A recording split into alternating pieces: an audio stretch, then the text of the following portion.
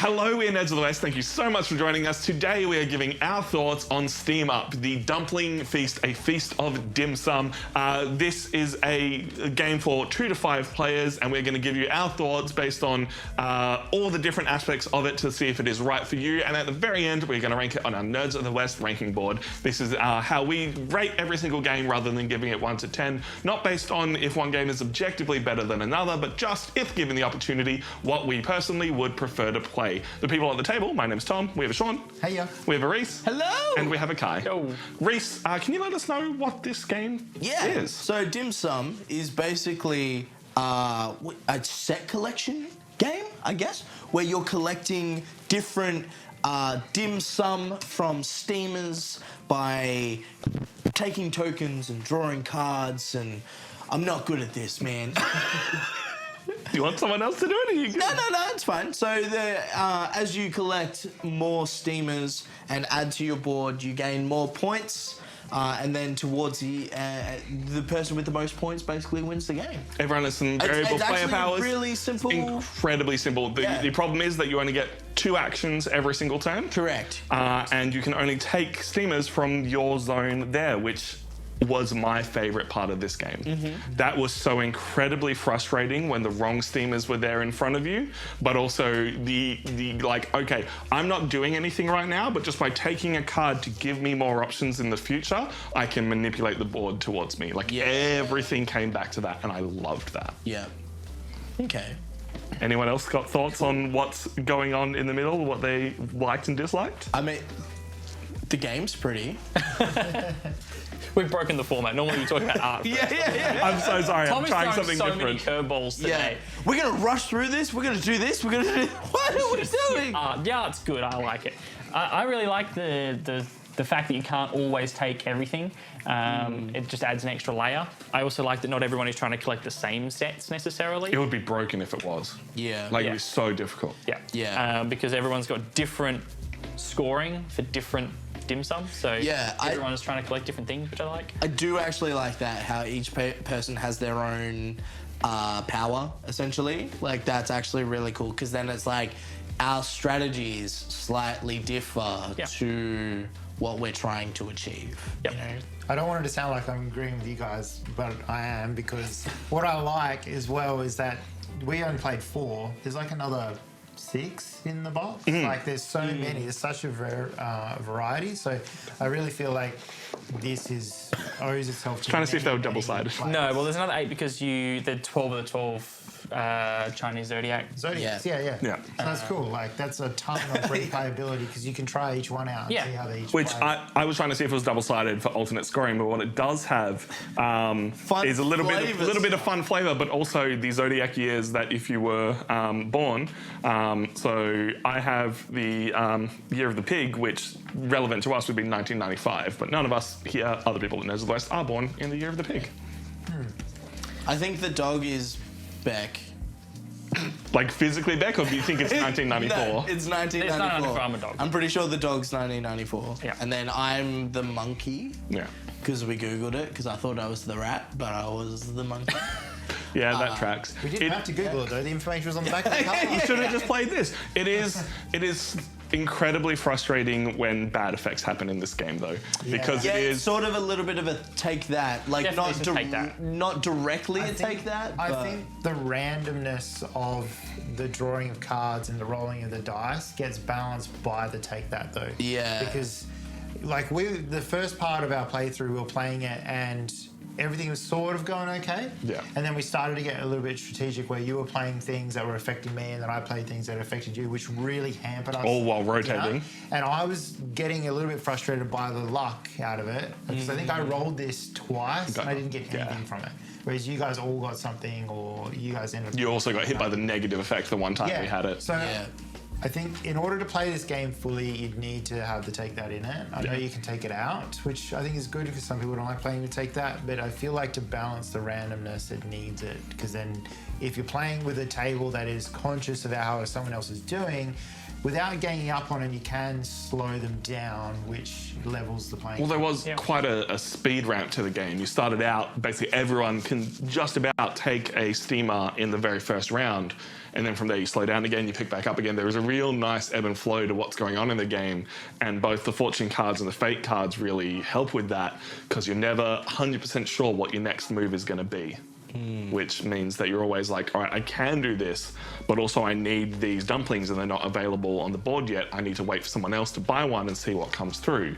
I did like that, even if, like, a few times there was a steamer that I wanted to buy and it got rotated away from me, I did like that purchasing the steamer isn't the only way to progress. The cards do help you move forward as well. You know, you're able to just take a piece of dim sum directly from a steamer without having to buy it, or, you know, pinch one from, or swap them, or, you know, do other things. So you don't have to have the steamer in your zone 100% of the time. Yeah.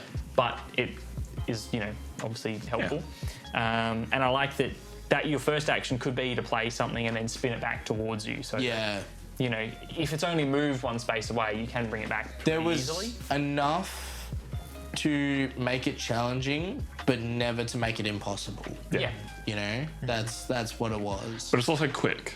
This game says 45 to an hour, and I think for a game with variable player count, you can play this at 2 to 5 players. I don't think it's going to play any slower at a higher player count, because you're limited by what everyone's going to purchase and everyone's getting roughly the same amount of resources.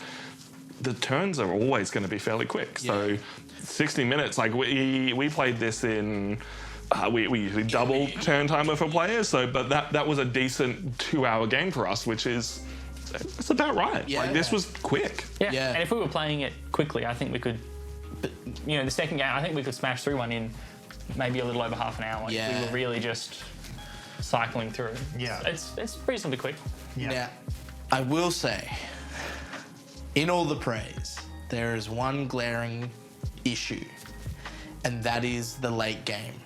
And that is what really killed it for me, is the mac and cheese is ready. That's right, we're about to wrap up. Yeah. The late game where we hit a situation where no one wanted to purchase. But I feel like that is a common occurrence. It's almost thematic in a way. Oh no, I don't want to take the last bit of food. But the thing is, it then just really slows down play. I felt like we had a really good pace up until that point, and now it's just like, all right, well, we're gonna make sure it turned away from there. Oh, well, we'll turn it back, and like, that's where I felt like it really slowed down, and I'm just like... It is true. I was trying to avoid taking more food tokens towards the end, because if I didn't manage to be the one to buy it, they count negatively. So I know I definitely had a bit of like, oh, I don't want to take food tokens and try to buy another steamer because of the risk, so I'll just play with my fortune cards instead. Yeah. That being said, I'd be interested to see what we finished with the last 3 steamers in one pile. Yeah. Towards the end, I'd be interested to see if they were spread out more. Yeah. Which, you know, would just come down We to... also I don't know, manufactured that situation to halt one player. But yeah, I just felt like we were having such a good pace, and then it just... Yep, that's fair. And yeah, I was actually a little disappointed. Yeah, okay. I'm curious to see how much that happens on repeat playthroughs. Yeah, I mean, because like, there is a mechanic for the game to end regardless of what's being purchased. So they've taken that into account, but I wonder if that needs to be adjusted based on player count. Yeah, because we were still like nine rounds away. Yeah. So like, we could have just been drawing and moving, and you know, I don't know. I wasn't really. The game wasn't really gelling with me for the entire playthrough, and then that sort of brought the energy down. Okay. Yeah. But would you play it again is the question, and would you play it again based on what else we've got going on? Well, that's what we're gonna have to. Let's have a look. This is our Nerds of the West ranking board. It's always very hard to adjust games based on, you know, this is a set collection game versus a much heavier game.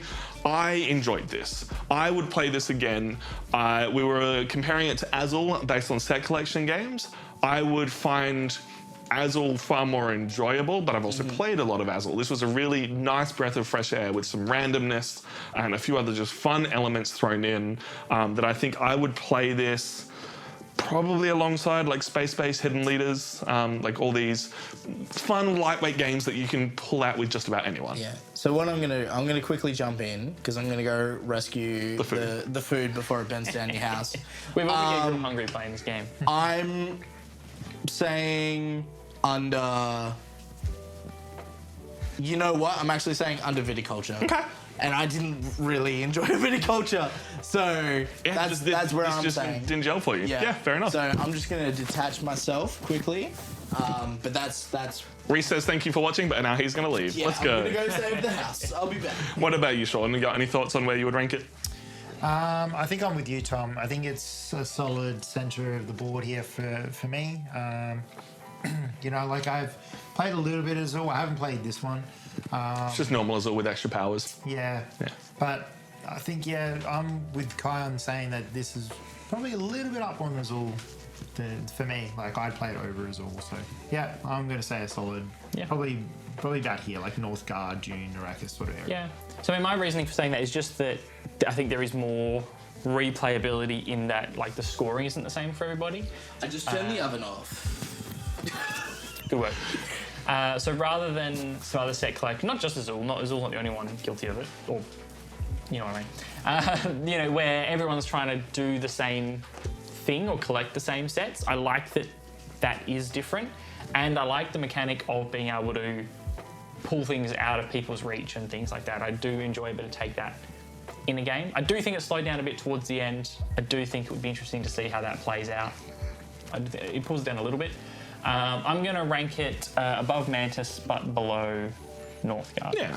So it ends up chilling in that lovely middle area there. But if you disagree with that, let us know. We will also re-rank this at the end of the year. We do a big re-list. Every single person at Nerds ranks all the games that they played, and we average it all out, do a whole big end of the year ranking stream of all the games we've played. If that is something that you want to join in, we do this live every single week, twitch.tv/Nerds of the West. Otherwise, you can always catch our content on YouTube.